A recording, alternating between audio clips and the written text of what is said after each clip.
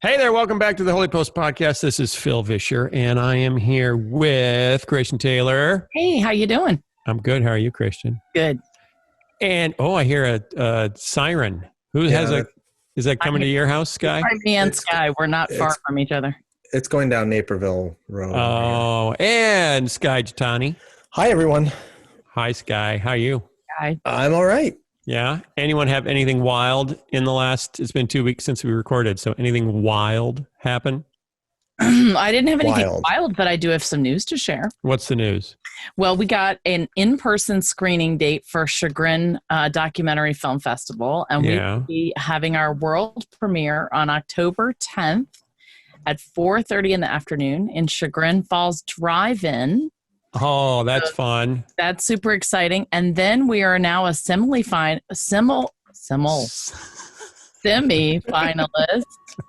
in the Glasgow World of Film Festival. Oh, would that be exciting? That be in Glasgow? Would that be? Yes. Is that where that would be? Yes. Well, that's cool. Skye, are you up for any awards that we should know about? I know of none. No. Oh, no one's giving me anything. I'm sorry. I hope hearing about Christian's awards doesn't make you a little sad in your heart. If I were a documentary filmmaker and I was up against her and she was getting all this acclaim and opportunity and I wasn't, sad. I'd be very, very sad. But you'd still be happy for her though, right? Yeah, very, very, very happy. You guys can run around me with awards and accolades and accomplishments. Stop. Just because I was called the Snopes of Christian BS.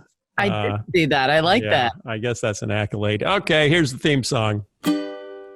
What's the news that you like the most? Who's your favorite podcast host? If it's breakfast, get your toast. It's Skye and Phil and the Holy Post. Skye and Phil and the Holy Post. And sometimes Christian. Okay. This is getting serious. Skye, I think you might owe Christian an apology. Why? Because I think this really might be the apocalypse. Just in the last 2 weeks. Okay. Because, Christian reacted to our tornado when we had to stop recording because of a tornado. Right. They're like, don't you ever think this is God doing something? Yes, Christian. So I do need to clarify a statement. I see that hand. Yes. Because some people have, chastised me a little bit for thinking what I was thinking. But I want to make it clear. I agree with what you and Skye said. I don't think that God's standing up there, causing apocalyptic things to happen to punish us however, I think it is important for us to stop and ask the Lord, hey, is there something I should pay attention to? And when you look in the Old Testament, bigger than anything else, events like that were calling the people. The people would all of a sudden begin to lament and cry out to God and ask him what was going on. And I don't think there's anything wrong with us doing that. Can I go on with my story? Go ahead. Okay. There isn't anything wrong with that, Christian. Last week, Skye. Okay, Skye, you're going to have a harder and harder time just saying, no, I don't mean nothing. Nope, I don't mean nothing. You're going to have a harder time. Death Valley soars to 130 degrees, potentially Earth's highest temperature since at least 1931. In the midst of a historic heat wave in the West, the mercury in Death Valley, California surged to 130 degrees on Sunday afternoon, possibly setting a world record for the highest temperature ever observed during the month of August. Now, that's not the highest temperature observed during the month of August in Death Valley. That's the highest temperature observed in the month of August on the planet Earth. If the temperature is valid, it would also rank among the top 3 highest temperatures ever reliably measured on the planet at any time, and may, in fact, be the highest temperature ever recorded.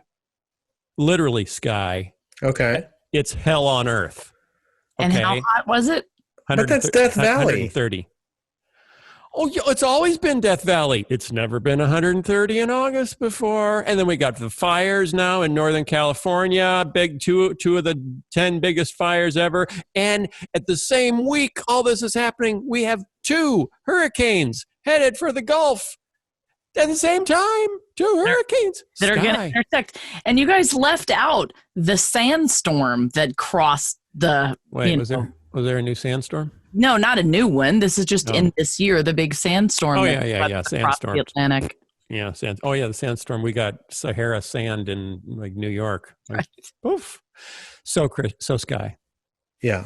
What's your question? Are you still awake? Yeah, I'm here. You don't really look like you're awake. I'm just not that interested.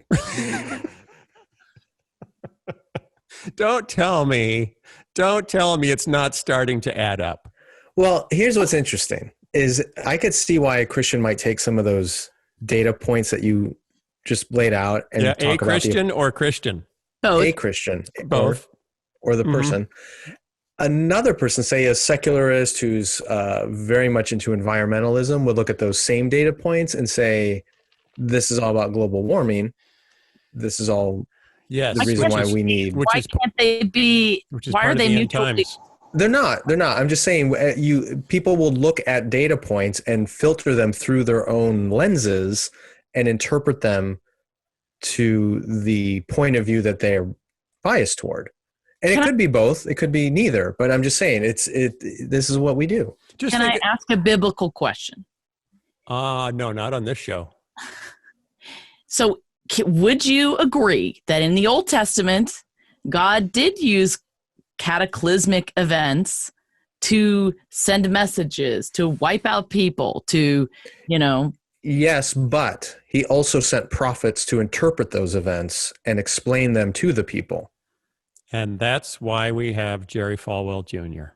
Oh, do we have to go there? Segue. So you're saying we don't have prophets? Are you saying we don't have prophets and therefore we don't have...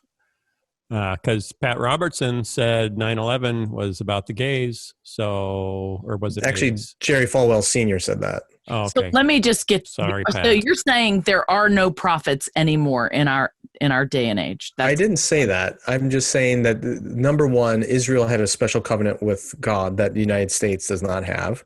Number two, if people have words of prophecy today, they still need to be authenticated. By like high temperatures records that authenticates the prophecy. Okay, go ahead. Well, regardless of whether you want to put a religious spin on this, the fact that we are seeing these extreme weather conditions with increasing frequency does call upon us for a response. The debate is, what should that response be? Yes, is it just we need to pray more and get religious, or should we be changing our environmental engagement? Consumption patterns? That's the question, is what is the right One response? of our listeners pointed out that technically, since the word apocalypse means an unveiling, that this year things are being unveiled. We are learning about ourselves through all this chaos of 2020. So in that sense, it is apocalyptic. That's true. Okay. I'm moving on. Hold that thought, Christian, because I'm moving on. We do have to do a Jerry Falwell update because it's a big week in Jerry Falwell news. Just yesterday, we talked about, 2 weeks ago, whatever, that he was, like, you're in the penalty box for taking pictures with your pants unzipped with your arms around other women that aren't your wife and then posting them on social media. What? You're in the penalty box. And then yesterday, he issued a statement that to get out in front of some news that his wife had a long-time affair with a family friend, supposedly, who everyone figured out was the pool boy of prior stories about him and his wife. And who's also a business partner of theirs. Who became a business partner, but they met him when he was the pool boy. Not their pool boy. They were at a hotel. He was working at the pool, hanging out in Miami Beach at the Fontaine Blue. Blue. Yeah. And hey, look at that pool boy. He's fun. Let's invest with him. Okay, that's a little weird. But now he came out yesterday and said, actually, my wife had an affair with him, and it was very hurtful, and I was depressed, and I lost 80 pounds. That's what he said. Okay, he came out with that after Reuters had broken the story. Yesterday. But now today there's a new story because today the pool boy spoke. So, no, but to Christian's point, there's a sequence of events here that is relevant. That is important. So what did Reuters said? The pool boy spoke exclusively to Reuters Yeah. Reuters contacted the Falwells to get their response. Yes, that's... The Falwells did not respond to Reuters, but issued their own statement Sunday night. And then Monday, Reuters' story with the pool boy went public. Okay. That's the sequence of events. So he was trying to get out in front of this story. Yes. Yes, his statement was motivated by Reuters saying, hey, we're going to run this story. Anyway, the pool boy says... Actually, it was a 6-7 year affair, and Mr. Falwell was also a party to it. Oh! So that's fun. Doesn't this sound just like Hamilton? It could be a musical. It is getting pretty bizarre. So our friend John Fia, the official Holy Post historian, as he's been described by Mr. Gittani, has written about this rather extensively and says if there's any truth to this at all, Falwell will never come back to Liberty University. It just can't. He can't. It's not even possible. It's a bridge too far. Skye, do you feel we can with any confidence say this reign of terror has come to an end and Liberty University can now have a president who may in fact reflect the values of Liberty University? For the sake of the students and faculty of Liberty, I hope so. Mm-hmm. But if the last 5 years of the Donald Trump era has taught us anything, is that for American evangelicals, there is no longer any bridge that is too far. Oh, come on. So I hope for the sake of Liberty, and there's a lot of good people at Liberty, I hope for their sake that is the case. Yeah. But I just don't know anymore. Yeah. Dinesh D'Souza? Yeah. So he's a right-wing, fairly far-right kind of provocateur, but he was the president of another Christian college, the King's College in New York City, and he got booted out for something less than what Falwell's being. Do you remember what he was booted out for? I don't. College? Wasn't it a finance issue? No, not exactly. Oh. He was actually arrested for a finance issue and was on house arrest for a while. So this is a Christian president of a Christian college. He came to a donor event, a major donor event, and introduced everyone to his wife. And the woman he was introducing was not his wife, was his mistress.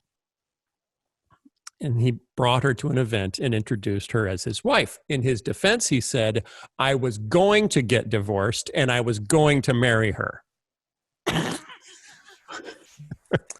I mean, who hasn't done that? You think you met my wife. There's a little backstory. She's not my wife yet. Because of my wife is the reason why she's not my wife yet. But once I get rid of my wife, that doesn't sound bad, does it? I'm hoping that doesn't sound bad. Once my wife is out of the way, this is definitely going to be my wife. And that's why I'm introducing her as my wife at official school events to major donors. As troubling as that is for all of its moral messiness, yes. What for me is even weirder is that this person who is a college president somehow thought that this was going to work. Yeah. Right? That he thought this plan makes total sense and no one's going to be upset by it. Well, kind of like posting a picture on social media of you with your pants unzipped and your arm around a lady that isn't your wife whose pants are also unzipped and thinking, I think that's okay. But even Falwell's really bad decision to post that picture can be somewhat explained by the fact that he was drinking black water, he said, but we all know it was alcohol of some form. So maybe he was drunk. Maybe he wasn't thinking straight. Will have an impact on you. I'm just saying the King's College has a board of trustees, and they said, you know what? This is not in line with Christian values.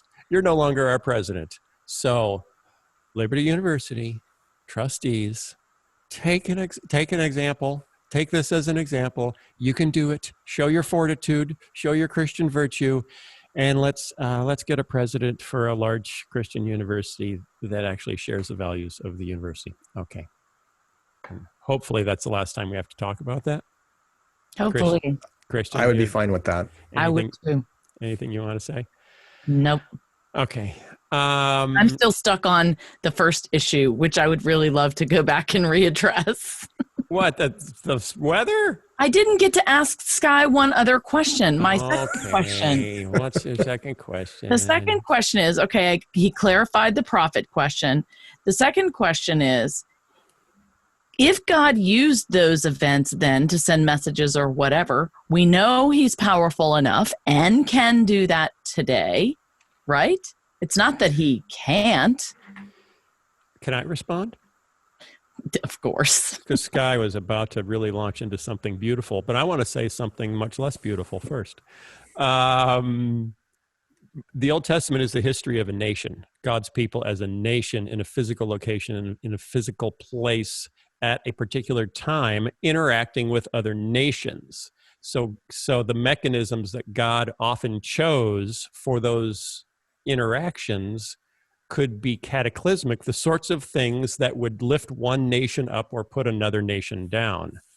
Okay, today he's not dealing with nations, he's dealing with his people, drawn out of all nations and present in all nations as the church. So weather isn't a great way to advance his will of one nation against another. There's not as much a strategic use of weather-related cataclysm or frogs or flies or boils to curse a people when his people is drawn out of among all people. Skye, was that okay? That makes sense. That was actually very great. I appreciate that. The one question I have to that is, but he also, don't we have to look towards anything difficult in our lives and say, okay, Lord, what can we learn from this? What are you trying to teach us? How can we grow? And but if someone hits you on the head with a bat, I'm not sure the proper response is, God, what are you trying to teach me by telling that guy to hit me on the head with a bat?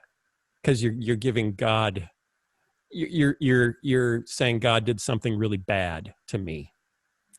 Another way of spinning it would just be, if someone hits you on the head with a bat, I don't think it is wrong to respond to that circumstance of life by asking the question, Lord, how can I see you in this? Right? How can I respond to my enemy as you would have me respond? How can I respond to the pain physically I'm going through in a way that brings honor to you? How can I be shaped and formed by these circumstances which are trying? But that's that's true of everything in our lives, not just calamities. If somebody shows up to your house and says, we baked you a cake and made you dinner on the blue just because we love you. Same thing. How do I respond to this in a way which is full of gratitude and thanksgiving and all the attitudes that draw us closer and thankfulness to God, whatever. So that's just how the Christian goes through life in general. But to make sweeping pronouncements that a pandemic or a weather occurrence or something has a single message is beyond the scope of what Scripture has revealed to us. And let me add one more thing. Isn't it also, if every big bad thing we have to look for a special meaning from, there's sort of an implication in there that we don't think there's supposed to be anything bad happening. So anything big and bad that happens is obviously out of what we're supposed to be getting. And so there has to be a meaning behind it, kind of ignoring the fact that we live in a fallen world and we've been told we will suffer. So when suffering makes us throw up our hands and say, what gives? We're kind of not understanding the part of the story we're in. Yeah, I get all that. But I do think people's problem is, as I've listened to a lot of people talk, there is a lot of cataclysmic things that happen in the book of Revelation that talk about Christ coming back. And of course, people want the Lord to return. And they're, in a sense, weirdly, hoping that the end of times arrives. And so I think you couple, the Old Testament stuff with the New Testament stuff. And if you're not understanding the things you guys are explaining, I can see why people would come up with those thoughts. Yeah, I mean, not to get into the whole Revelation thing, but probably the most cataclysmic thing that happens in Revelation to God's people is martyrdom.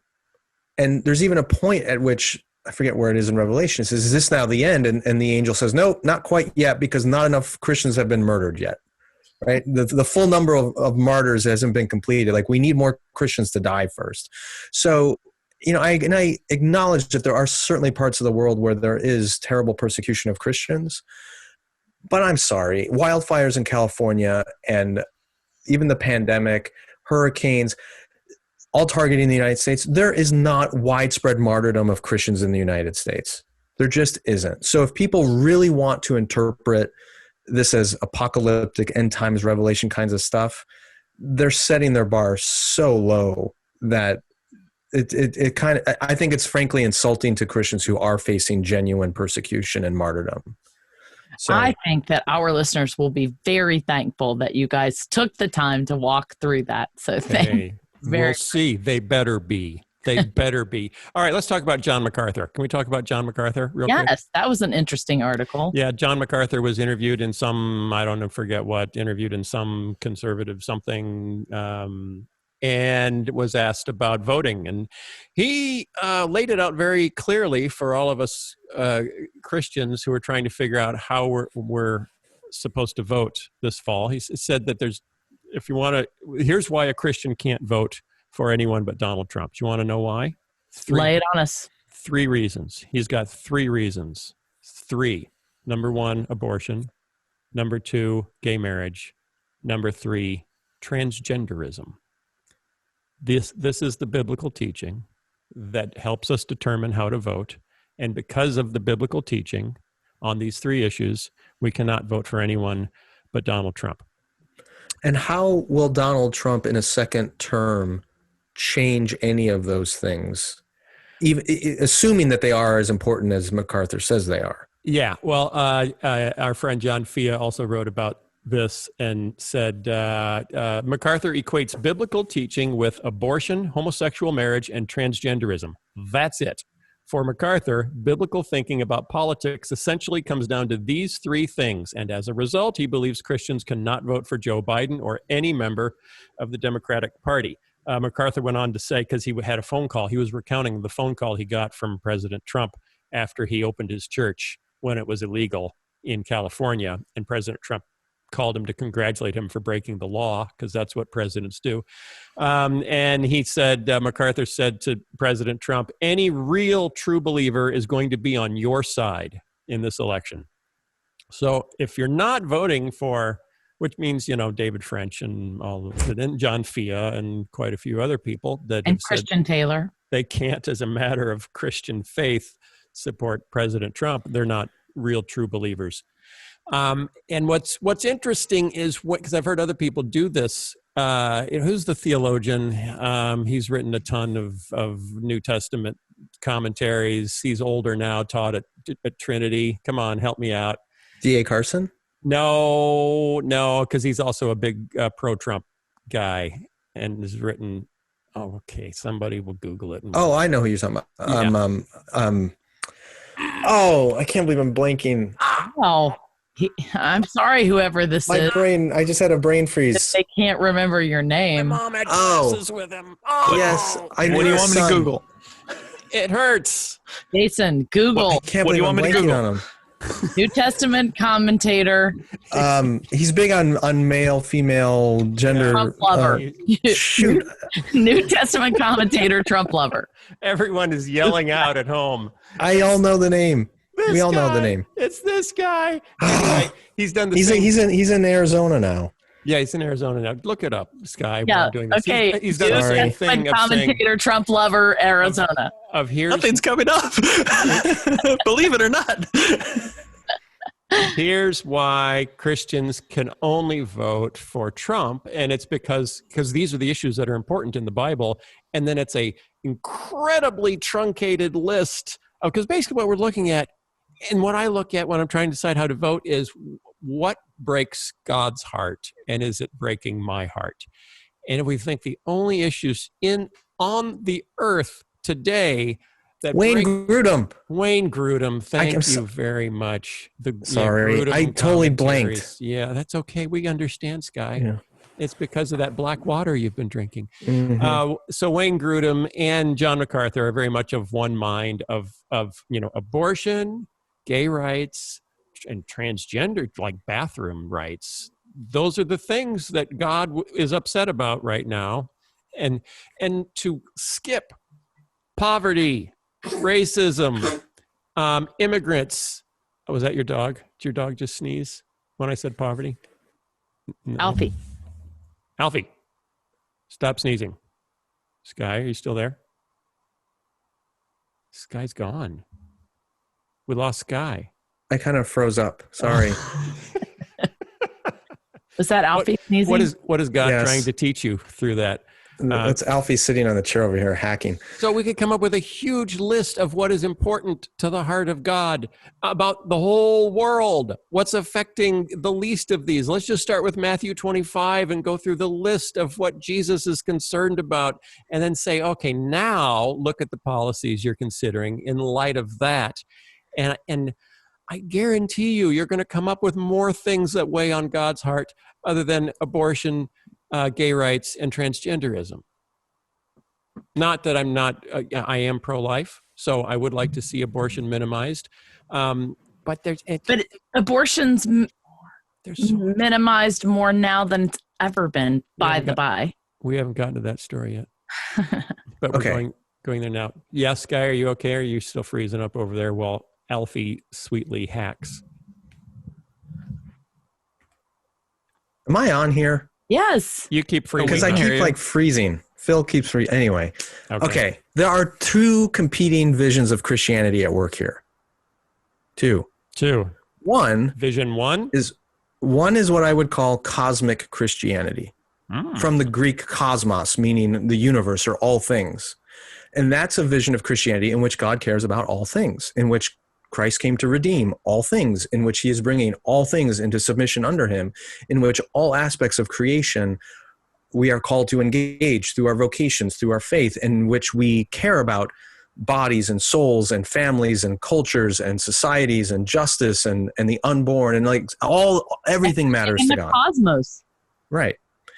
So there's cosmic Christianity, and then there is crotch Christianity. I'm sorry. What did you say?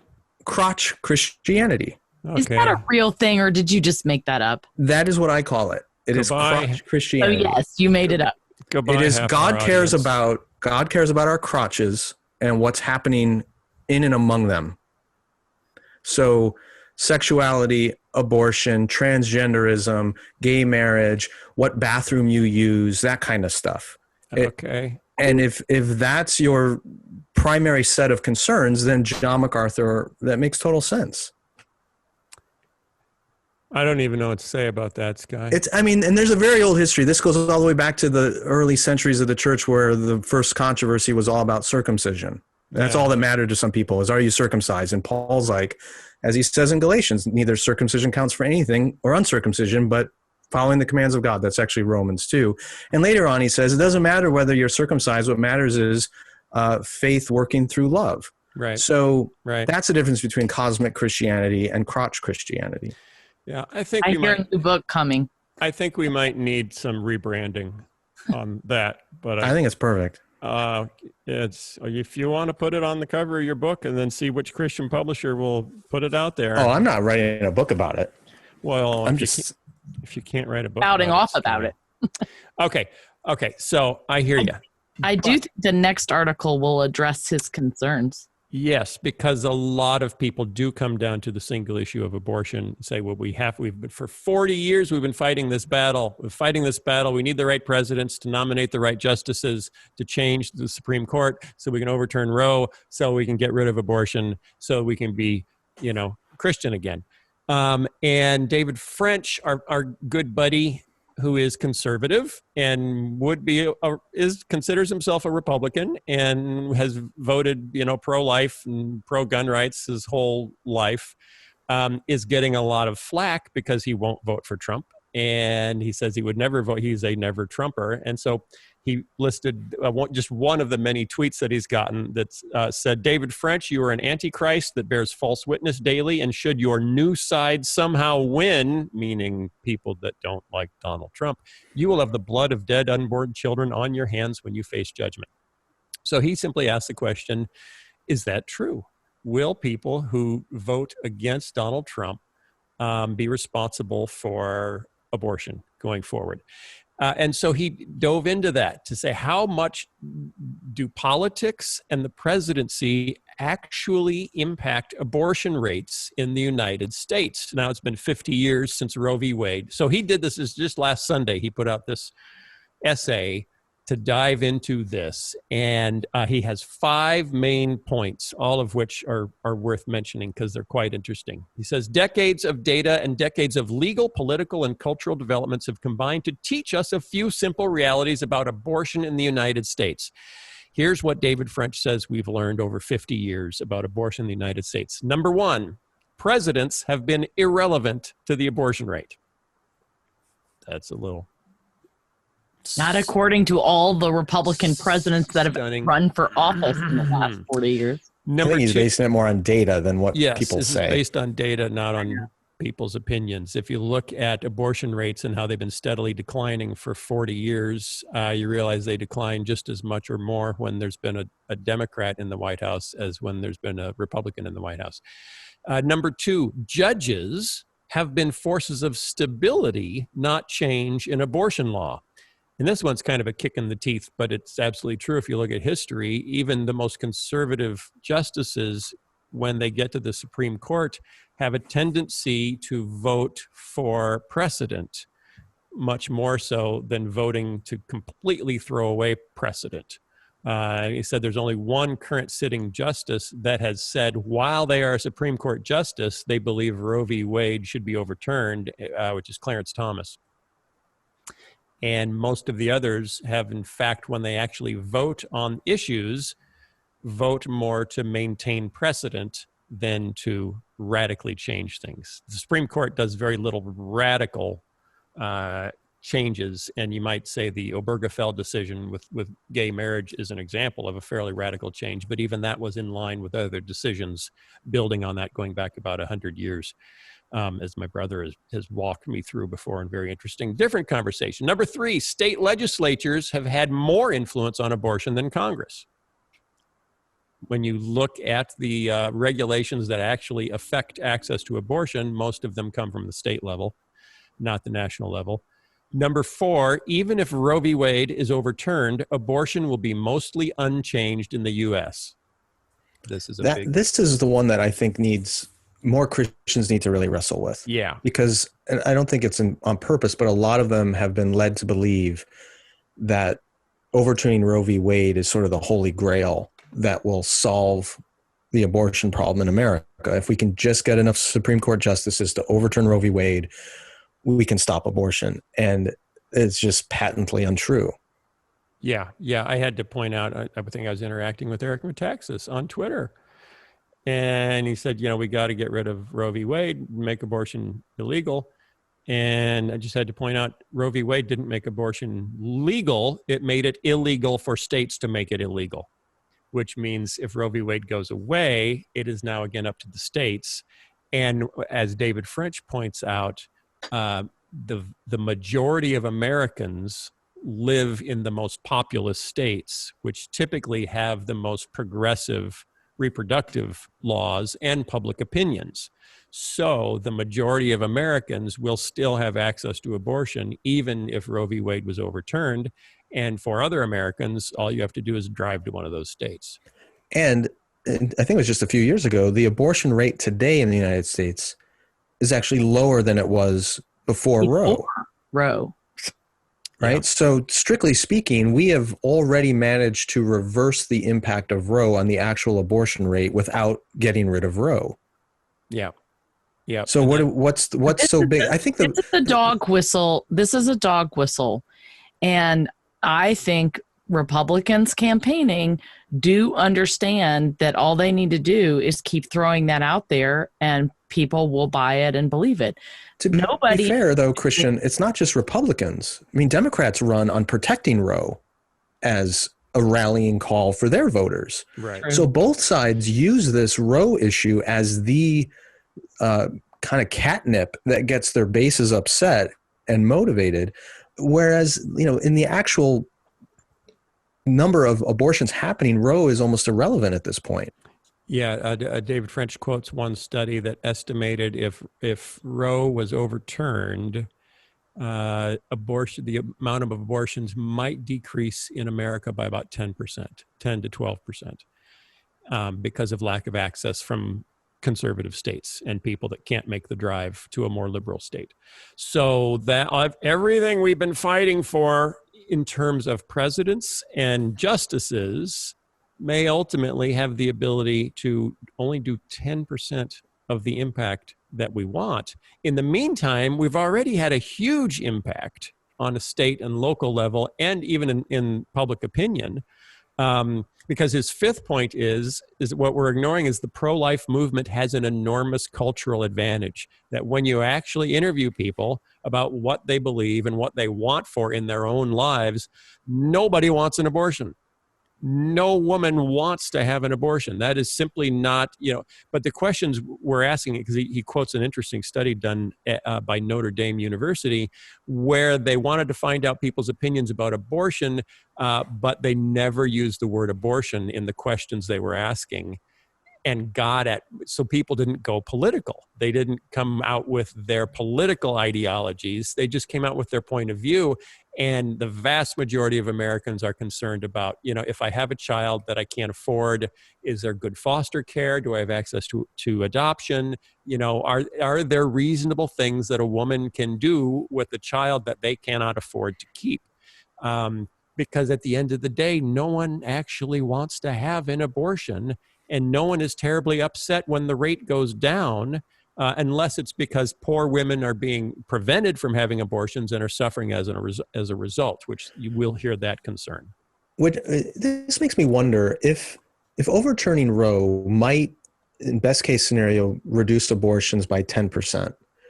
What if we took all of the political energy, all of the money, all of the PAC money and lobbying money, all the Christian money that goes towards trying to take down Roe and all these political, if we took all that money and effort and energy and poured it into other initiatives that we know reduces the abortion rate, how many more lives could we save? How many more children could make it out of the womb and into hopefully a healthy community and family if we just diverted that attention away from what is essentially a political kabuki and doesn't really do anything? Say that again, political kabuki. Say that again. I like political kabuki. Thank you. Can I put that on my phone as my ringtone? Skye Jitani saying political kabuki over and over again. Do you know what it reminds me of? What, Phil?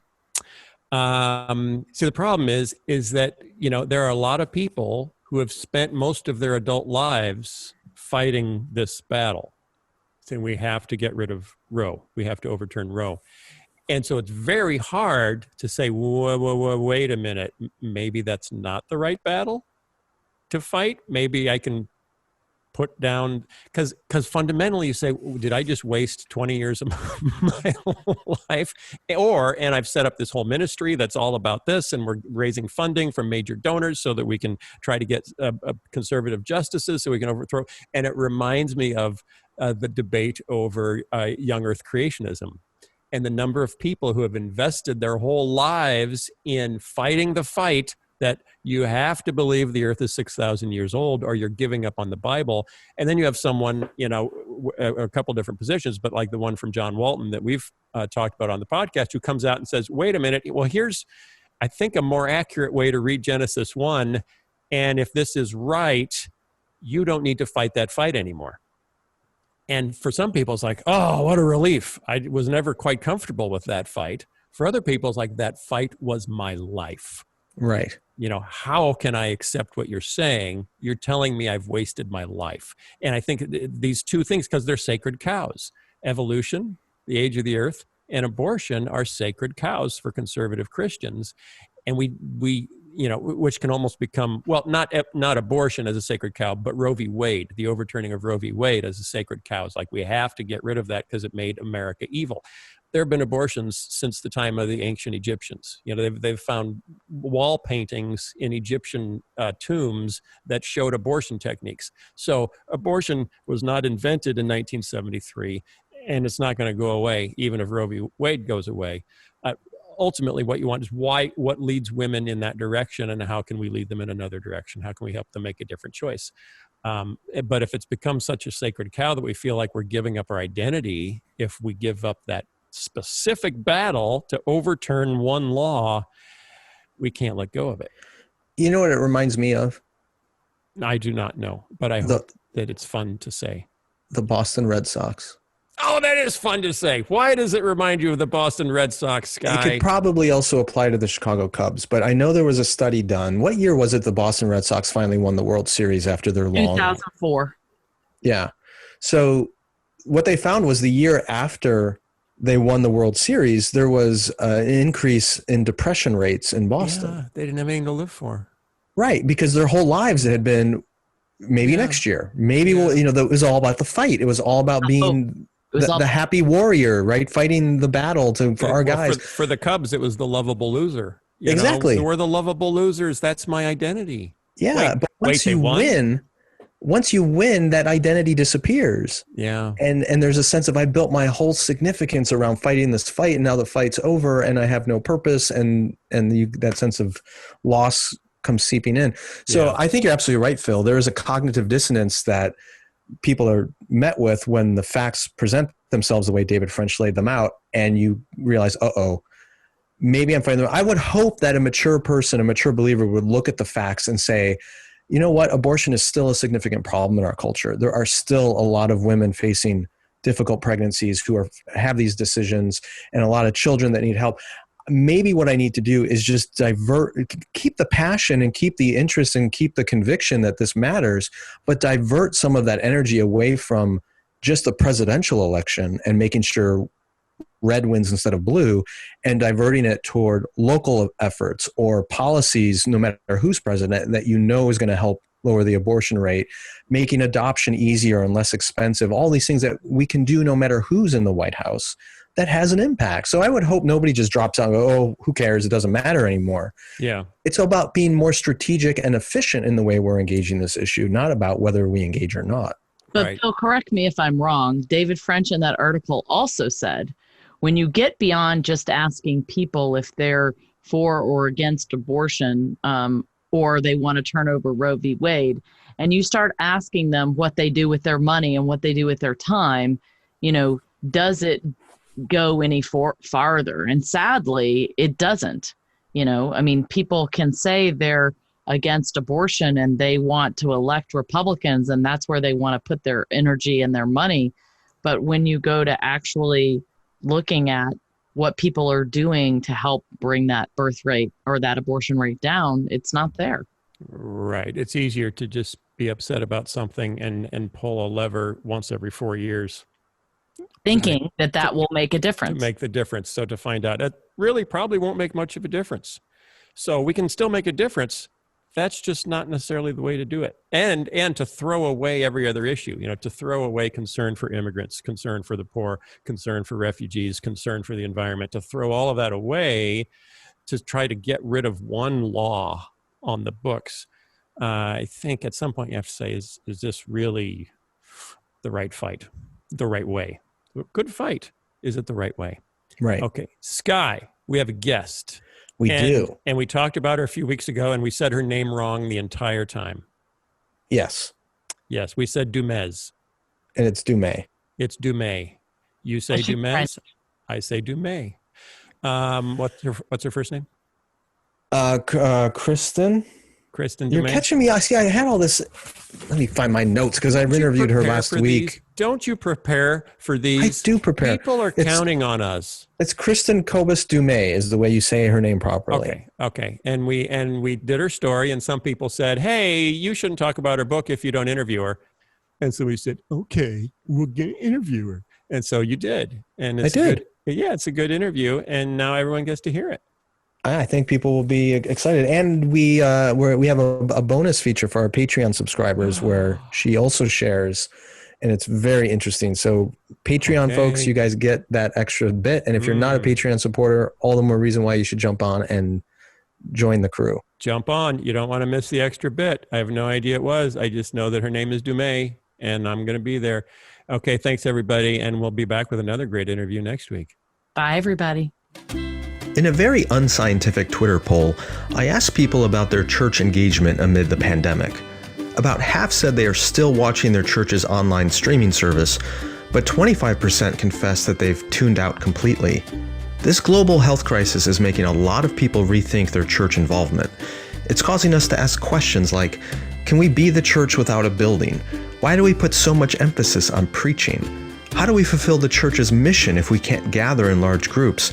And some people are even asking if the time's come for a new model, even when the pandemic is over. Because I've encountered so many friends asking these questions, I've decided to start a new series this fall in With God Daily about the church. We'll be looking at critical questions like, why is gathering important? What does it mean for the church to be God's family, not just an institution?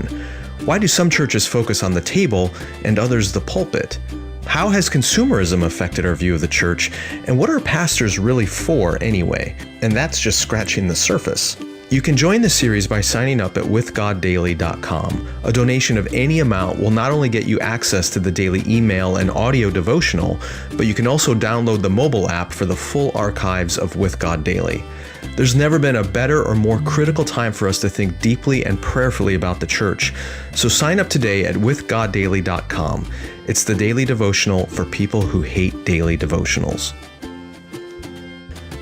As you already heard, my conversation today is with Dr. Kristin Kobes Du Mez. She's a professor of history at Calvin University and the author of Jesus and John Wayne: How White Evangelicals Corrupted a Faith and Fractured a Nation. As you're going to hear in our conversation, Dr. Du Mez is from Iowa, and she has a long background within white evangelicalism. She understands that subculture, and when it's combined with her understanding of history, she helps us explain and understand what evangelicalism in America has become, why it's so fearful, and why that desire for protection has led to a hyper militant masculinity within American evangelicalism. Plus, why that form and vision of faith is really incongruent with the Jesus that we discover in the Gospels. I totally enjoyed talking to Dr. Du Mez, and I think you're going to like the conversation too. Here is Dr. Kristin Kobes Du Mez. Well, Dr. Du Mez, welcome to the Holy Post. We're really glad to have you here. You heard some weeks ago that Phil and I and Christian had a discussion about an article or interview you gave about your new book, Jesus and John Wayne. And apparently that was brought to your attention via social media, because some people in our audience were upset that we were talking about your perspective without your voice included. But now you're here. We're really grateful you are. For those who maybe were worried about the way we were responding to your piece, can we begin with that? And having listened to that episode, what is your feedback on my feedback, our handling of it? Oh, well, first of all, I was just thrilled to hear you both discussing Jesus and John Wayne. And like I mentioned to you before, to hear Bob the Tomato talking Jesus and John Wayne, especially thrilling. So no offense taken. Although, yes, many of the questions that you raised were excellent questions, which I did, in fact, answer in the book itself. So it's wonderful to be on here with you today to get to dig a little deeper. Well, I'm sure there's nothing that epitomizes Jesus and John Wayne better than Bob the Tomato. Right. Like the pinnacle of Christian masculinity. Exactly. Militant. Right? Yes. Militant. Okay. Let's talk about some of the underlying ideas of your book. And you've written many articles and had plenty of interviews about this now. So hopefully we hit something original. But if not, that's fine, because this is just great stuff. Has militant masculinity always been a part of American evangelicalism? Is it sort of foundational to the stream of the church, or is it a more recent addition to this theological framework? That's a really good question, and there's not a short answer to it because evangelicalism itself has changed dramatically over time, right? And so even the idea that there is one easily identifiable strand that we can locate throughout all of American history and call that American evangelicalism, and then look at different understandings of masculinity, that's almost a fiction. That the further back you go, the harder it is to make any direct connections. That said, But in the book, I do find kind of precursors to the rise of this particularly militant strand that I'm looking at in the post-World War II era. And a couple of those important precursors are in the 19th century, kind of Southern evangelical ideals of patriarchal authority, white Christian masculinity that was quite militant in terms of using violence to enforce order, and particularly over people of color, also women and children. And then in the early 20th century, this kind of Teddy Roosevelt era, when we see among many Americans and American Christians an embrace of a more militant masculinity. Even so, there's a lot of variations and a lot of different ways in which evangelicals understand masculinity up until the 1940s and 50s. And at that point, a more militant understanding of Christian masculinity becomes intertwined with Christian nationalism, with this idea of defending the Christian nation. And I think that's a really important point, and also caught up in Cold War militarism. And that's really when I pick up the story that I tell in Jesus and John Wayne. So we've many times on the podcast talked about Cold War Christianity, or the influence of the geopolitical realities following World War II and the emergence of what became so popular in American Christianity, everything from Billy Graham and the National Prayer Breakfast and the inclusion of In God We Trust, or Under God in the Pledge of Allegiance, the prayer in school movement, all that kind of stuff kind of grows out of that threat of communism and atheism and all that. So it makes sense to me that along with that would grow this militant metaphor of Christian faith, that we have to stand against this incursion of communism. But the other factor that was going on in those decades, particularly in the 60s and 70s, was the rise of the modern feminist movement. Yes. How much does that play into the growth of complementarianism and masculine Christianity as a reaction to feminism, or perhaps even an overreaction to feminism in this time frame? It's crucial. In the book I talk about kind of three backdrops, and one is the Cold War, and particularly Vietnam. Another is the feminist movement, and then the third is the civil rights movement, which seemed to threaten white patriarchal authority in particular. And all of these three come together in really shaping evangelical identity in the 1960s and 1970s. This critical moment when post-war evangelicals kind of coalesce into a partisan political movement. But gender, I think, is often overlooked when we're thinking about politics. Often gender is kind of relegated to the private sphere. And I mean, we all know that evangelicals love to talk about gender and sexuality, right? There are so many books and sermons that have been preached on how to be a Christian man, how to be a Christian woman, how to raise your children. But often this is kind of compartmentalized, as that's what happens in the private, family sphere. And then we've got the politics going on. And yes, you have family values politics.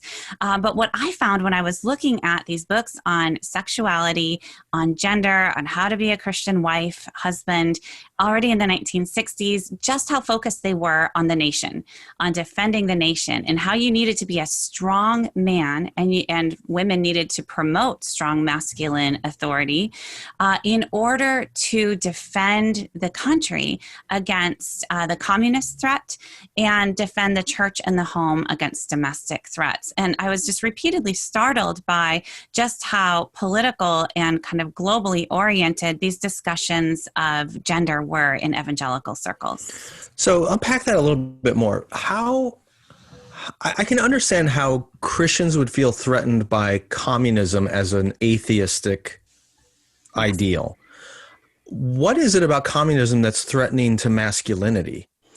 So communism was seen as anti-God and anti-family and anti-American, because communists would disrupt the authority of parents over their own children and inject state authority in its place. And they would establish state daycare centers that parents would have to send their children to, so that women could go out and work in communist society. And so this was a very common motif within conservative circles. And then also, again, the Vietnam War was this critical backdrop. And as the war went on, and as things started to kind of fall apart, overseas, it was startling to conservative evangelicals in particular, who believed, again, a military defense was critical to defending Christian America. And they saw that these proud American boys were unable to defeat what they thought were a ragtag enemy of North Vietnamese. And so they thought there has to be a problem here. And the problem is one of insufficient masculinity, that we have not raised our boys up to become proper men. And this is where feminism comes in as well. And so we need to, and we meaning conservative white evangelicals, have this burden to raise proper boys into proper men and to show the rest of the country how to do this for the sake of the nation. It's all intertwined. Okay, that's new to me. I had not heard that America's struggle and eventual loss in Vietnam was because our soldiers were not masculine enough? Oh, yes. You have to raise boys to become men, and to do that. So Jack Hyles has a book, How to Rear Children, I think is the title, and he has got a whole chapter on this about how you need to teach your boys how to use guns, real guns, as early as possible. Teach them how to fight, to defend their sisters, to defend their home and their family, so that our American men can be strong enough to fight the battles on the field of Vietnam. It's that explicit. And even somebody like James Dobson will be very clear that we need to have, masculine boys grow up to be masculine men so that they can defend this nation. Which I've read some pieces you've done elsewhere that talks about this idea of male protectors as a central theme in a lot of American Christianity. The part that doesn't quite make sense to me, and I think it doesn't make sense to you either, based on what I've read from you, given apparently the American church is full of these masculine male protectors all over the place, why are Christians so terrified all the time? Yes. As I researched this book, I started to see a kind of a shifting relationship between this militancy, this language of protection, and this language of fear. And initially, I had understood that militancy was a response to fear, right? That evangelicals are so afraid of communism, or they were so afraid of the disruptions of feminism or secular humanism, or fast forward of Islam and terrorism. And because of this fear, they responded with militancy, because what else should they do? And that was the narrative that I went in with, because that's the narrative I heard from evangelicals themselves. As I looked closer, as I looked at individual churches, at pastors like Jerry Falwell Sr., like Mark Driscoll, as I looked at this strange phenomenon in the early 2000s of fraudulent ex-Muslim terrorists that were all the rage in the evangelical speaking circuit, I started to question that relationship and realize that in many cases, evangelical leaders, powerful evangelical leaders, were stoking fears in the hearts of their followers in order to justify their own militancy and claim that they were going to step in and protect their followers. And this was very much the case in Falwell's Thomas Road Baptist Church, absolutely the case in Mark Driscoll's Mars Hill Church, and then in the case of these fraudulent ex-Muslim terrorists who were spreading horrifying stories about how Muslims wanted to kill American Christians and about their violent personal past as terrorists. Turns out they were all making this up.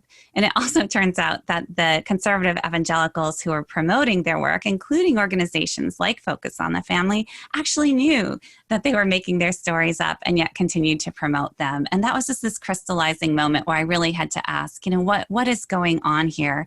And who is gaining from the fear that is being stoked? So in that regard, if you take the patriarchal masculinity stuff out of the equation a little bit and you just look at it as fear, it doesn't sound all that different than a lot of American politics, where whatever party you may be a part of or whatever candidate you're behind, it's always about making you more afraid of the other folks. The other team or the other guy, because that grows an audience. It gets you donor support. It sells lots of donor support, sells books and stuff. So was that really what it became about? Not so much any kind of pseudo theological argument for masculine protectorship, but it was just good marketing. It was great marketing. It was great fundraising, right? Because fear motivates people to sacrifice. But the problem is it never was separated from this masculinity. It was deeply connected to the longstanding kind of habits of looking to the strong masculine protector when you are fearful. And again, bolstering that masculine authority and militant use of authority as needed. Violence could be justified in pursuit of order and righteousness. This is simply the way it worked. And so it wasn't disconnected from this militant masculinity. And again, if you listen to the sermons and if you read the literature on masculinity and how to be a Christian man, this is a theme that just comes through over and over again. And this has consequences for masculine leadership, but it also has a lot of consequences for Christian women. That Christian women have very clear roles to play in this equation, and that is to bolster masculine leadership through submission. Socially, religiously, and sexually as well. And that's a huge part of this kind of advice to women on how to really prop up masculine authority so that men can fulfill their God-given roles and protect them. And they have to be worthy of protection. And to do that, they need to be properly feminine and submissive. Okay, before we get into the women's side of this interesting dynamic, the bolstering of fears in order to justify masculine aggression sounds an awful lot to me like Donald Trump's 2016 campaign, and in his inauguration, where he spoke about American carnage and all the horrible things that are coming against us, and his famous quote, "I alone can fix it." Yes. Right. So it justifies his existence and his particular way of operating because the threat is so great. Is that kind of an echo of what we've seen for decades in a lot of American evangelicalism, where leaders are stoking fears and saying, that's why you need me and that's why you should tolerate my jerkiness? Yeah, because exactly. It's going to protect you. Exactly.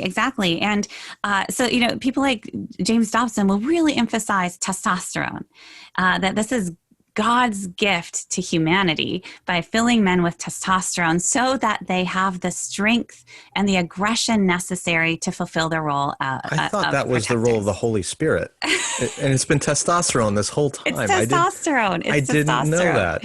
Yes. I'm not saying this is biblical. It's just what I'm reading.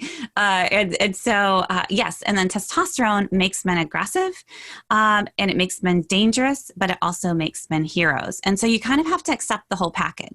And this recklessness is evident. It can, especially by the 2000s, there's increasing toleration for crassness. Again, look at the Mark Driscoll era, and it wasn't just Mark Driscoll, but the generation of men that he inspired and other pastors that he inspired.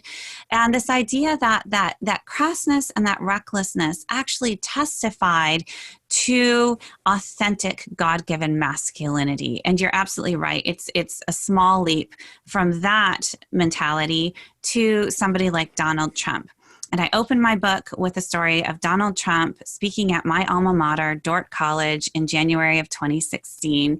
And I watched that online as he spoke, and that's where he makes his famous claim of, I could stand in the middle of Fifth Avenue and shoot somebody and not lose supporters.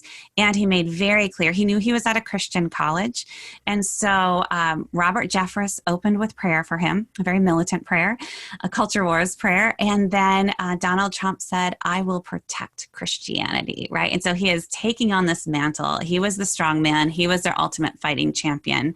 And there's a lot of consistency between how Trump appealed to evangelicals in 2016, how he continues to appeal to them, and this longer history. So turning now to the effect this is having on women, I'm thinking back to years ago. I was on a Christian radio. I was being interviewed on a Christian radio program. And it went to a commercial break. And during the break, the host said, "Hey, when we come back, I'm just going to throw some questions at you. I'd love to hear your response to them." I'm like, okay, sure. So we'll come back from break. And he starts talking about how effeminate Christian men have become. Yes. And how ineffective they become, and how, we're sitting around all the time just on the sofa watching TV, and we're not leading, and we're not guiding our churches. So I'm listening to this for a while as he's monologuing. how on earth am I going to respond to this? And he was putting all the blame on feminism. Yeah. And so finally he turned to me and said, well, what do you think about all that? And yes, I tried to not completely, blast him, but my interpretation was he's attributing those negative qualities to femininity. And I said, I don't think it's that men are behaving like women. I think it's that these men are behaving like boys, that this is about immaturity, not masculinity. And he had, that kind of blew his mind. He had never heard that before, because in his mental framework, there's masculinity and femininity, and that's the spectrum. yes. And if men aren't behaving the way men should behave, it's because they're behaving like women. And I was saying, no, I think it's men aren't behaving the way they're supposed to behave because they're behaving like boys. They're immature. Yes. But that axis did not exist in his conceptual framework.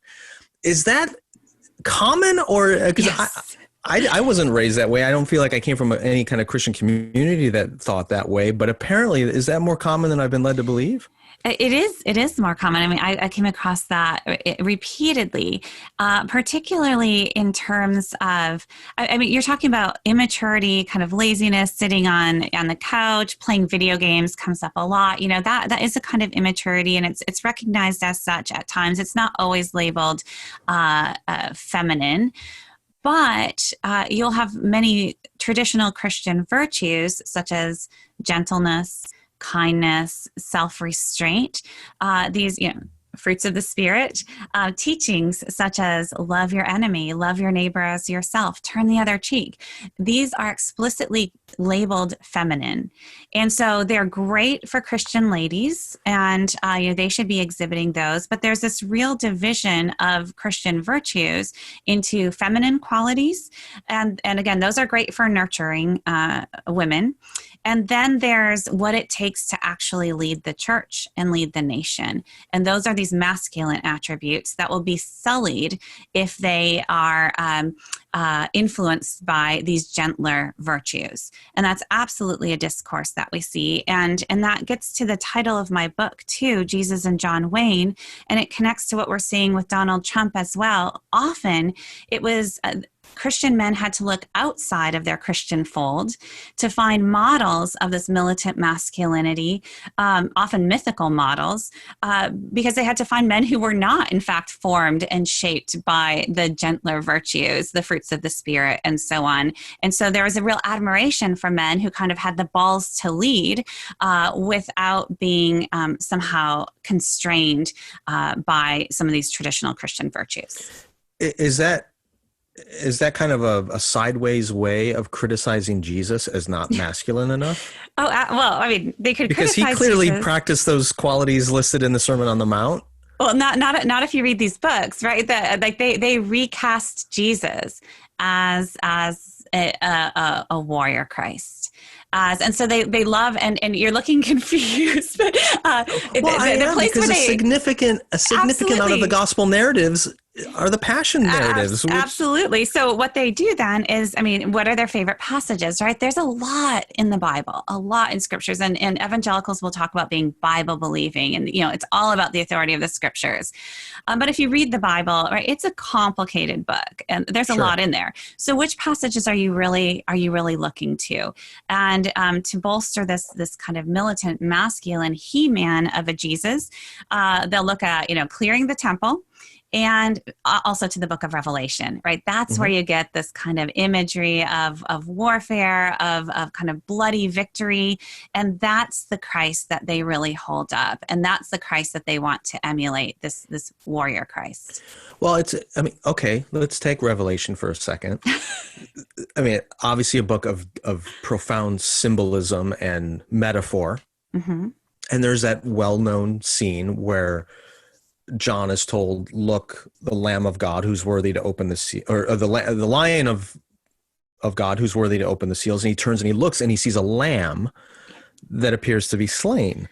So, I mean, and this goes all the way back to Isaiah and some of the imagery of the Old Testament prophets, where you have this paradoxical vision of the lion and the lamb, of strength and power and ferociousness, historically seen as more perhaps masculine qualities, with the meekness, gentleness of a lamb surrendered to the slaughter, Yes. which is what you see in the gospel accounts of Jesus. So you see the marriage of both of these, but to only see one side or the other in some way is unfaithful to the revelation of Scripture.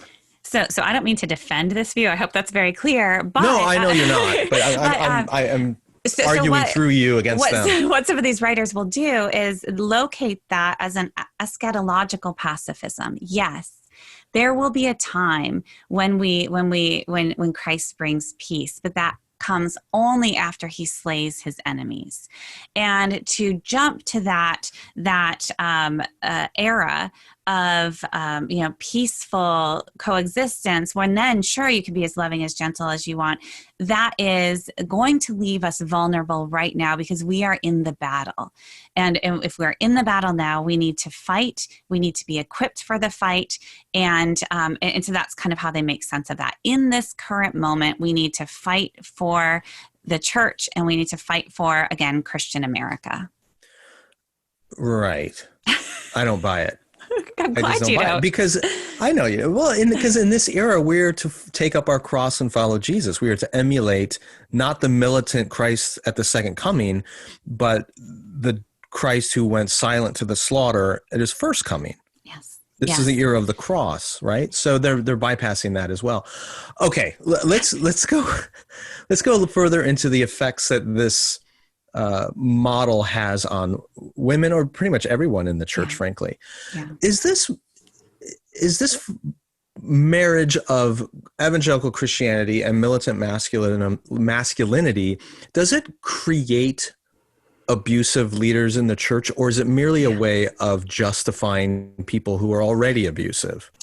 It's really hard to get to the bottom of that. And there are some different sociological studies that more correlation than causation. I tend to think that it doesn't necessarily create abusers. I think it facilitates that abuse. And I found it actually more influential in how it victimizes victims, frankly. So, if you grew up, or if you were influenced to think that faithful Christianity, if you're a woman, faithful Christianity involves propping up the authority of a man and submitting to that man. And part of the narrative is that, at least in terms of sexuality too, that if a man is abusive, what are you doing to not meet his needs, to not fulfill his needs, to not kind of support him as the leader that he is? So there's a strong tradition of blaming victims here. It's actually really heart-wrenching. And writing about that in this book was incredibly difficult.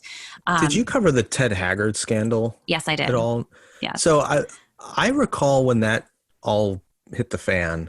Yes. There was a lot of blaming of his wife. Absolutely. Went on in that, and I there was no woman in that scandal, right? And she still got the blame. I was working at CT at the time, and kind of hearing the reports that were coming in, and I saw the stuff about. I'm like, how the trope that's often thrown out there is men will wander and be unfaithful because their women or their wives weren't attractive enough, or they let themselves go. What could she have done to be a man? Right. Because he was caught with another man. Exactly. Right? Exactly. So it's absurd, some of this stuff that. And honestly, so there are the famous stories, the Ted Haggard stories, and then there are the less famous stories. But the patterns are strikingly similar, where the perpetrators of violence against women or unfaithfulness of sexual misconduct are very quickly forgiven, excused, often not even held to account in their own churches, in their own organizations. And the women that they have victimized, and sometimes even little girls, end up being blamed, end up being forced out of these communities. And again, these are really heart-wrenching stories. And honestly, it was in the fall of 2016, the week of the Access Hollywood tape, when we heard President Trump on camera talking about abusing women in very crass terms. And I'm sure you remember there was this moment where the big question was, what will evangelicals do, right? Are they going to withdraw their support? And we saw a couple prominent figures briefly waver, and then that was that. And evangelicals were right back supporting Donald Trump. It was at that moment that this clicked for me. I'd already been, tracking this history, and I realized, we've seen this before. We've seen this so many times before, where abusive men, abusers of power, are very quickly forgiven and sometimes even admired for what they've done. And so I think that was really a crystallizing moment for me and this research. So what do you see going forward? Especially, you're a college professor. You obviously are engaged with a lot of young people. Are these ways of thinking changing, especially among younger generations of Christians? There would probably be some who would say the pendulum is swinging too far and we're losing any sense of gender as a legitimate category of differentiation. Yeah. But is this way of thinking, this hyper militant evangelical masculinity, is it in its death throes, or is it going to hang around for a long time?